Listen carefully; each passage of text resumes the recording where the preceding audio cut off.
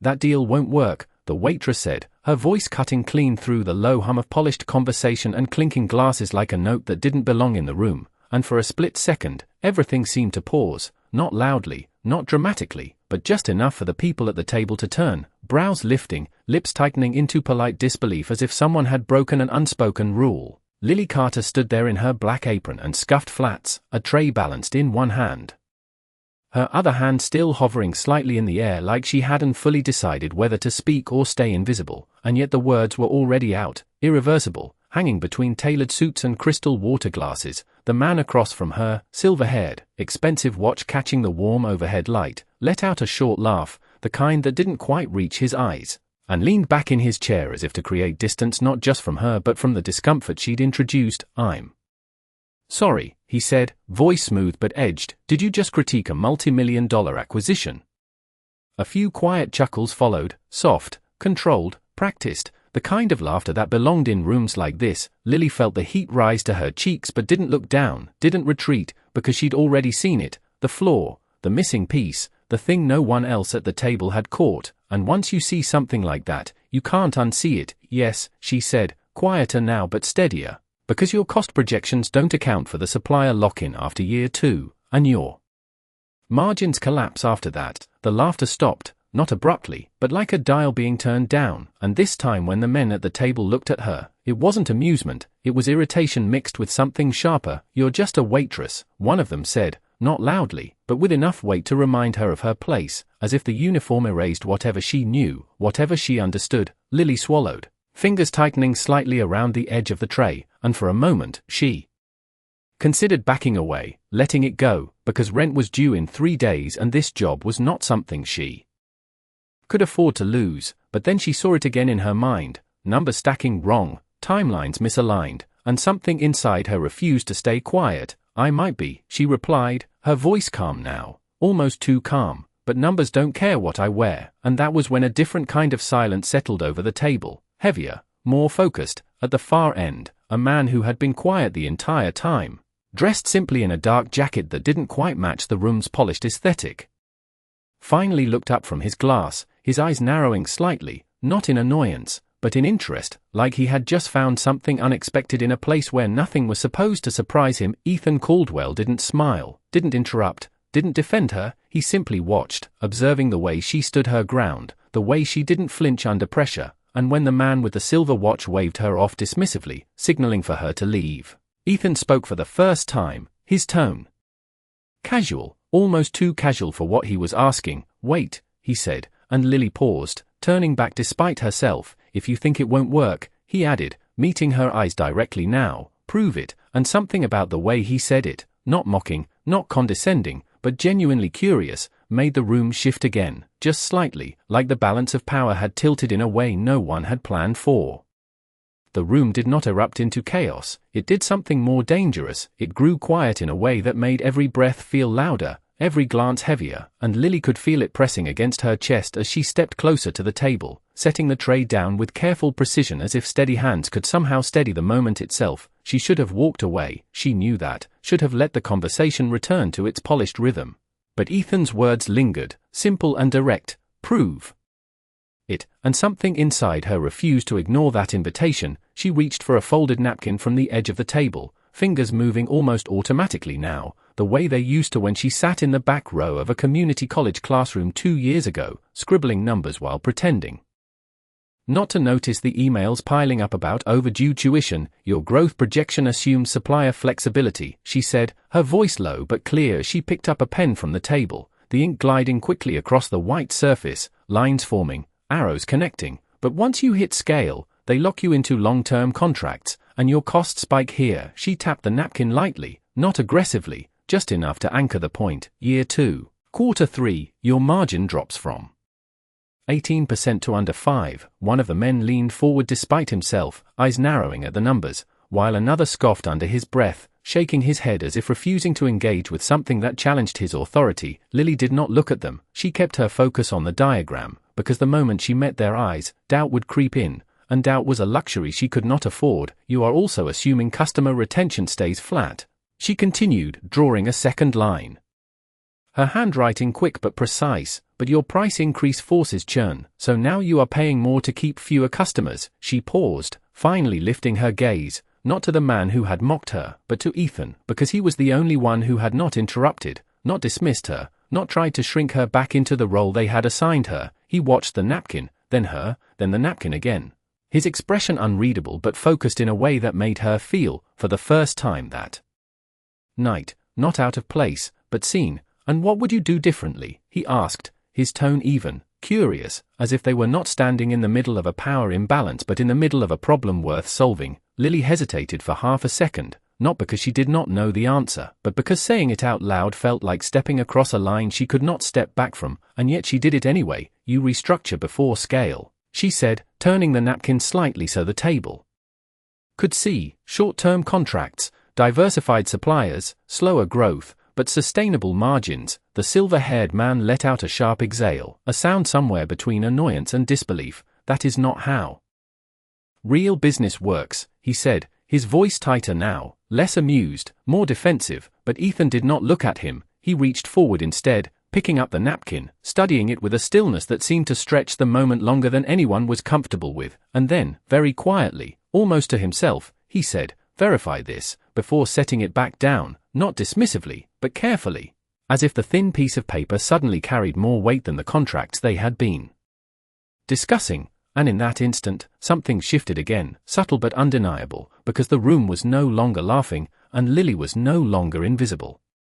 The rest of the evening moved forward, but not in the way it had been planned. Conversations resumed, yet they carried a different tone now, sharper, more cautious, as if every number spoken might be questioned, every assumption quietly tested against a napkin no one could ignore. Lily returned to her duties, picking up glasses, clearing plates, her steps measured but her mind still racing through the line she had drawn, replaying every word she had said and every look that had followed, wondering if she had just crossed a line that could cost her everything, because in places like this, being right did not always mean being welcome. She avoided looking back at the table, but she could feel it, the weight of attention that had not fully left her, especially his, the man who had asked her to prove it, the one who had not laughed. By the time the check was requested and the chairs began to shift, Lily was at the service station, stacking dishes with more force than necessary, trying to steady the unease building in her chest, when she heard footsteps approach, slower than the rush of other staff, deliberate. She turned and there he was, Ethan, standing just outside the line that separated guests from employees, hands in his pockets, expression calm but focused in a way that made everything else blur slightly at the edges. "You did not have to do that," she said first,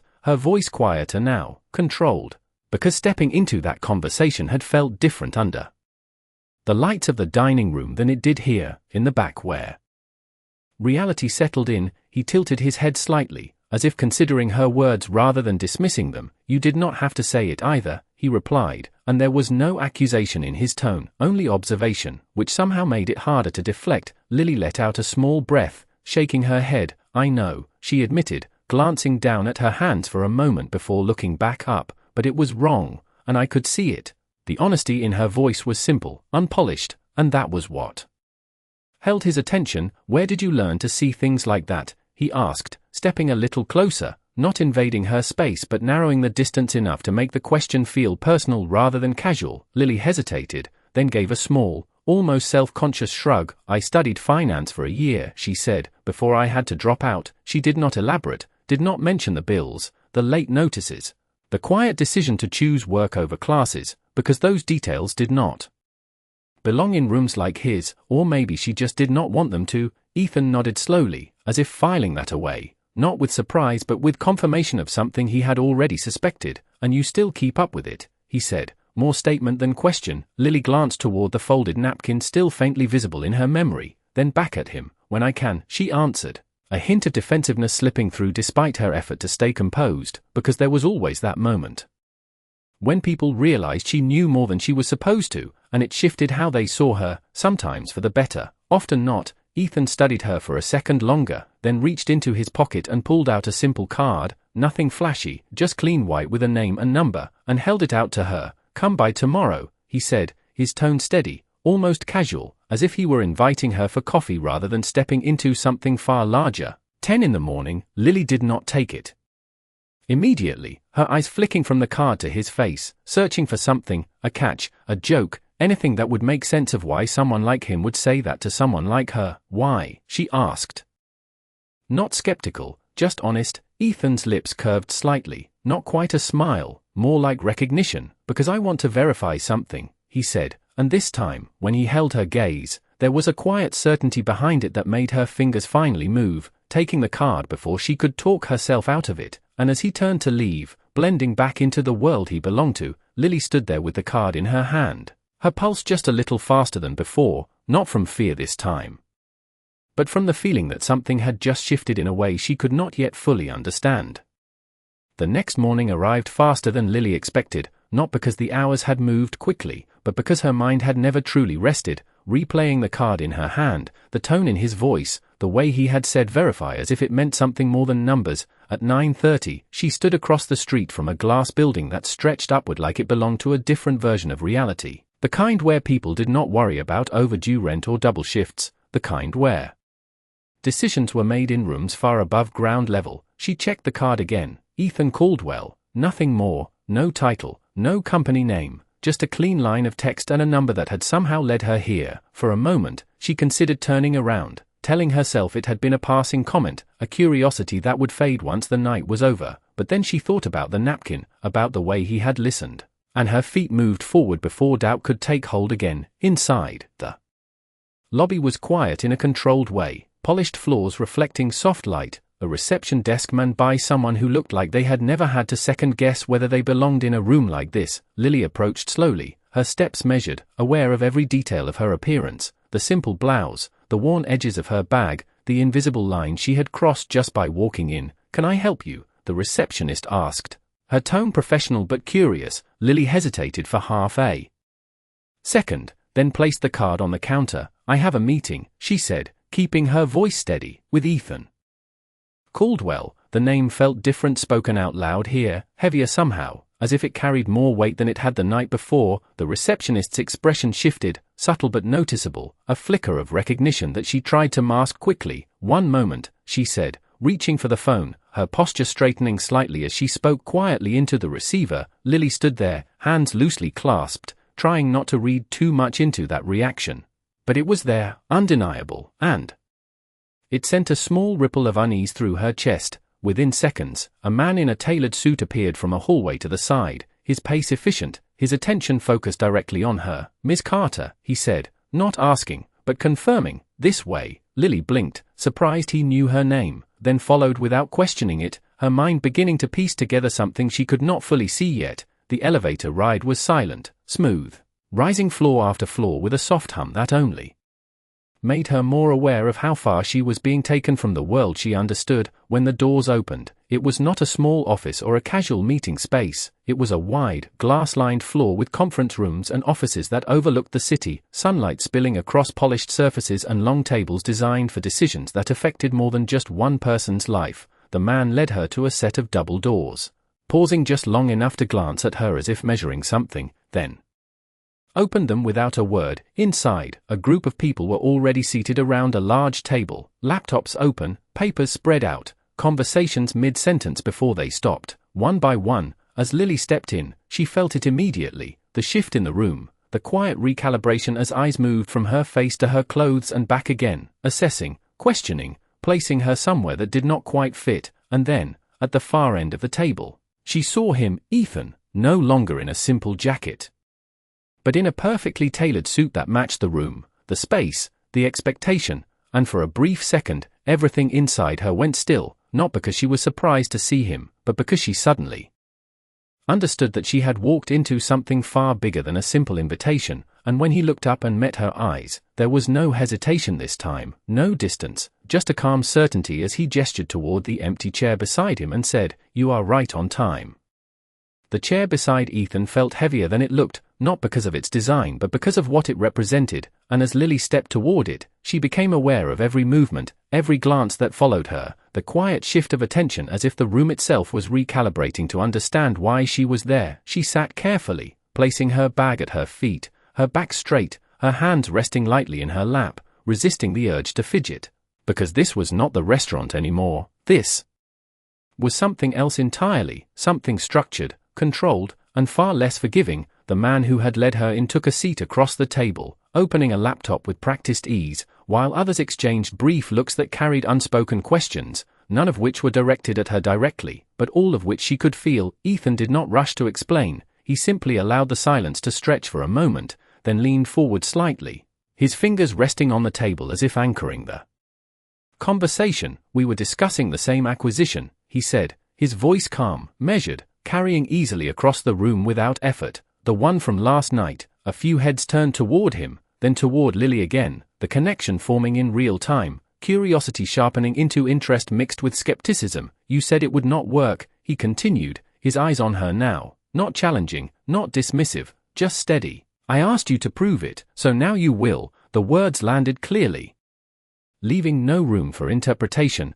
and Lily felt a brief flicker of hesitation, not because she did not know what to say, but because the scale of where she was saying it had changed dramatically. She glanced at the table, at the screens displaying charts and projections far more polished than anything she had sketched on a napkin, and for a moment, doubt pressed in, quiet but insistent, reminding her of every reason she did not belong here. Then she looked at Ethan, at the same calm expectation in his expression, and something inside her steadied. She reached forward slowly, pulling a notepad closer, the pen in her hand feeling both unfamiliar and completely natural at the same time. "Your projections assume stability that does not exist," she began, her voice softer than his but clear enough to hold attention, and as she spoke, the room shifted again.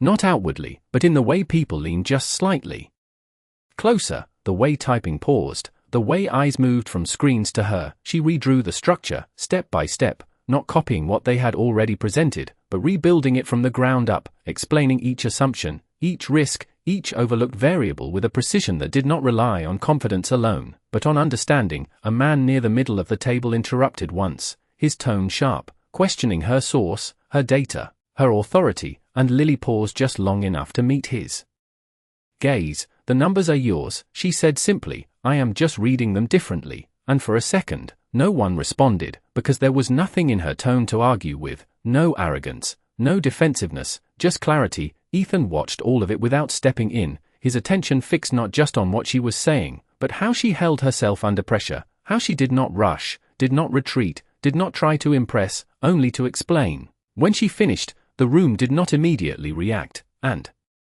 that silence felt different from before, heavier, more thoughtful, as if everyone present was recalculating something they had previously accepted without question. Ethan leaned back slightly, his gaze moving from Lily to the rest of the table, then back again, and for the first time since she had walked in, there was a faint shift in his expression, something closer to certainty than curiosity. "So," he said quietly, his voice cutting through the silence with ease, "do we proceed?" But he was not asking her anymore, he was asking them. And the weight of the difference settled over the room in a way that made it clear, without anyone needing to say it out loud, that the balance of power had just changed.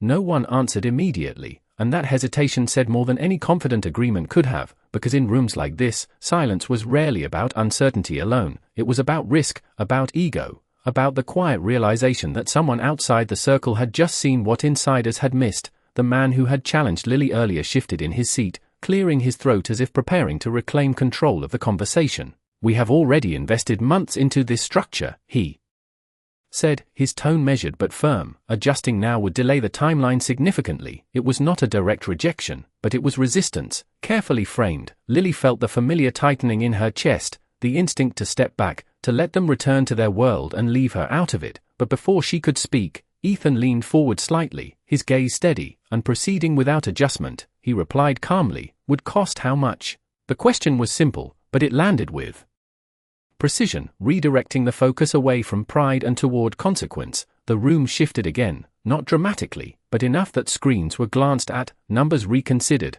and the confidence that had filled the space earlier began to thin. The man hesitated this time, just long enough for the pause to be noticed. "We would need to run updated projections," he admitted, and that was all it took, not a concession, but an opening. Ethan nodded once, then turned his attention back to Lily.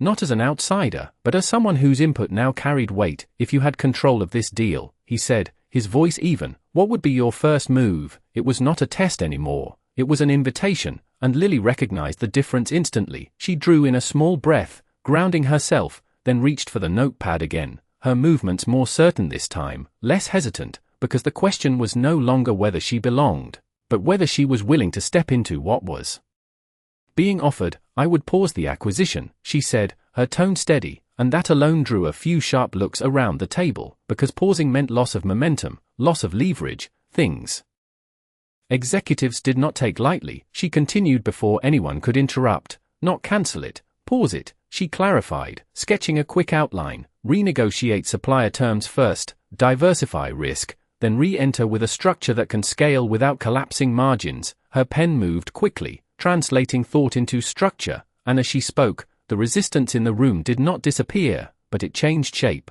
becoming less dismissive and more analytical. Ethan watched closely, noting not just her solution, but the way she defended it without raising her voice, the way she anticipated objections before they were voiced, the way she stayed anchored in logic rather than emotion. One of the senior analysts leaned forward, tapping a finger lightly against the table. That would require significant leverage we do not currently have, he said, his tone less confrontational now, more engaged, and Lily met his gaze without hesitation.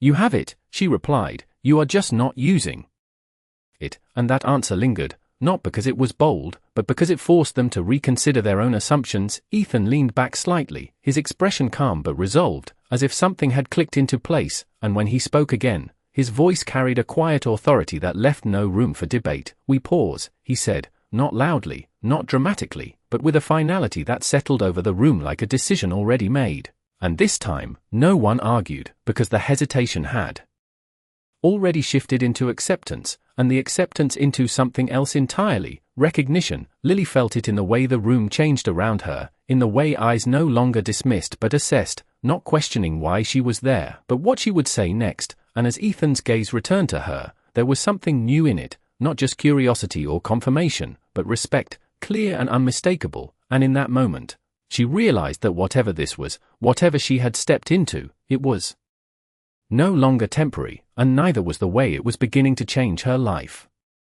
The meeting did not end with applause or dramatic reactions. It ended the way real decisions did, quietly, with laptops closing a little slower, with glances exchanged that carried more meaning than words, and with a shift in posture that signaled something fundamental had changed. As people began to stand, gathering their notes and recalibrating their conversations, Lily remained seated for a moment longer, her hand still resting lightly on the notepad, as if moving too quickly might break whatever fragile momentum had just formed. She had spoken.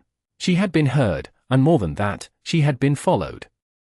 And that realization settled into her in a way that felt both grounding and unsettling at the same time. Across the table, Ethan was speaking briefly with two senior members, his tone low, controlled, but there was no mistaking the direction of the conversation. Decisions were already being reframed, timelines adjusted, strategies reconsidered, all because of a voice that had not even been in the room 20 minutes earlier. When the last of the group filtered out, the door closing with a soft click that seemed louder in the sudden quiet, Lily finally stood, unsure of what came next, unsure of whether she should say something, leave, or wait. Ethan turned toward her then, his expression no longer divided between observation and leadership, but focused entirely on her, and for a moment, neither of them spoke, not because there was nothing to say, but because the weight of what had just happened needed space to settle. You did not hold back, he said finally, his voice even, but there was something beneath it, something closer to acknowledgement than simple comment. Lily let out a small breath, almost a quiet laugh without humor. You did not ask me to, she replied, and the honesty in her tone made the corner of his mouth lift slightly, not into a full smile, but enough to register. He stepped closer, not closing the space entirely, but enough to shift the conversation out of the formal structure it had just occupied.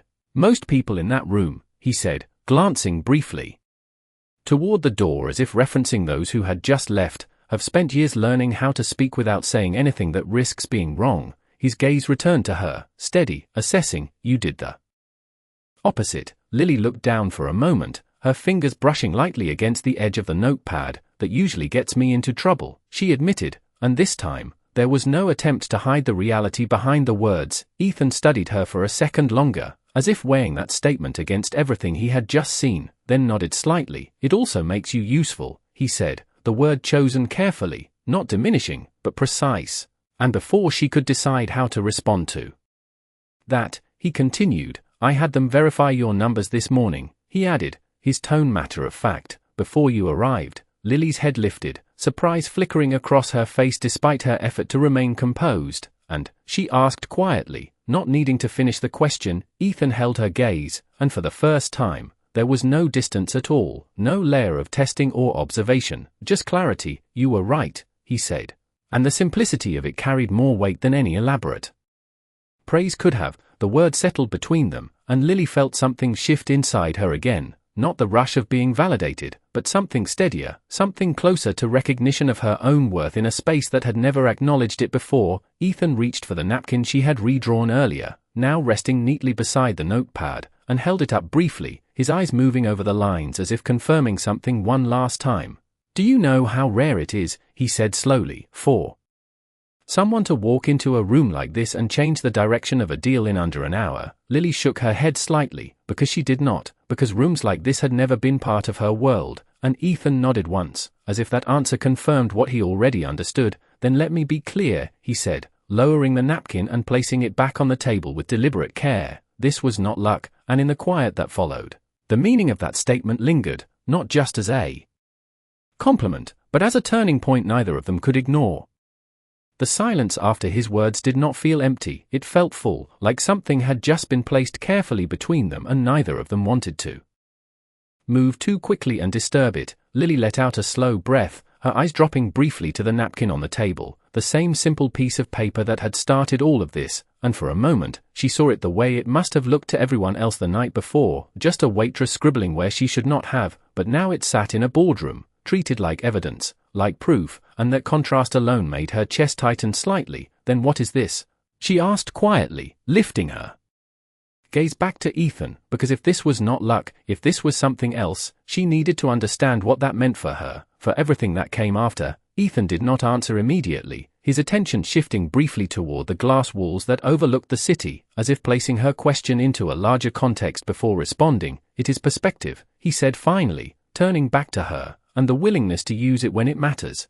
His tone was steady, but there was something more personal in it now, something less about business and more about recognition. Lily absorbed that, her fingers brushing lightly against the edge of the table, grounding herself in something physical as her thoughts moved faster than she was used to, because perspective had never been something anyone had valued in her before, not in a way that changed outcomes, not in a way that opened doors. "I still work a double shift tonight," she said after a moment, not as a complaint, but as a statement of reality, because whatever this was, it did not erase where she came from or what she still had to return to. Ethan's expression did not change, but something in his posture did, a subtle shift that acknowledged the weight of that statement without diminishing it. "And you should," he replied, and that answer surprised her more than anything else he had said so far, because it was not an immediate offer, not a promise of escape, it was something steadier, something that respected where she was. Instead of trying to replace it, he reached into the inside pocket of his jacket then, pulling out a second card,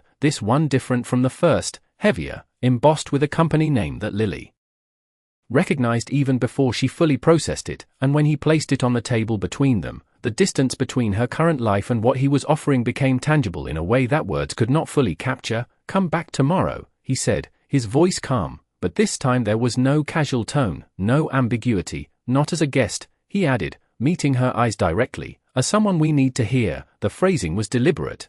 Not offering her a position yet, not labeling her, but defining her value in a way that felt both clear and unfinished. Lily looked at the card, then at him, her mind moving through every possible interpretation, every risk, every reason to hesitate, because stepping into something like this was not just about opportunity, it was about whether she believed she belonged there, whether she could stand in rooms like this without being reduced back to the role everyone expected. "What if I am wrong next time?" she asked, the question slipping out before she could stop it, not because she doubted her ability, but because she understood the stakes now, understood that being right once did not guarantee anything. Ethan held her gaze without hesitation, his answer immediate. "Then you will be wrong," he said simply, and there was no judgment in it, no warning, just acceptance. "But you will not be silent," he added, and that was the difference, the thing that made her pause. Because silence had always been the safer choice, the expected one, the one that kept her in place. She picked up the card slowly, feeling the weight of it in her hand,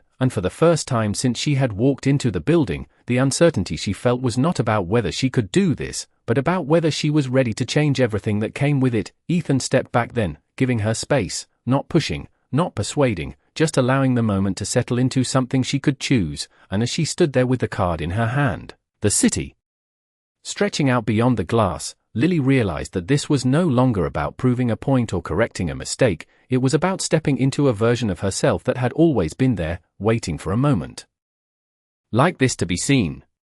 The rest of that day did not unfold in a dramatic way. It unfolded in small, quiet decisions that felt heavier than anything Lily had faced before, because when she walked back into the restaurant that evening, tying her apron the same way she always did, nothing on the surface had changed, and yet everything had: the familiar hum of conversation, the steady rhythm of orders, the clinking of glasses. All of it felt slightly distant, like she was standing just a step outside her own life, observing it instead of being fully contained by it. A coworker brushed past her, complaining about a difficult table, and Lily nodded automatically, responding in the way she always had, but her mind kept drifting back to the card in her pocket, to the glass walls, to the moment someone had looked at her and seen more than what she appeared to be. Later that night, during a brief break, she pulled out the napkin she had carefully folded and slipped into her bag before leaving the building, smoothing it out against the table in the break room, her fingers tracing the lines she had drawn, the same lines that had shifted the direction of something far bigger than herself. For a long moment, she simply looked at it, not with doubt, but with a quiet realization that this had always been there, this ability, this way of thinking. It had just never been given the space to matter. The next morning came without hesitation this time.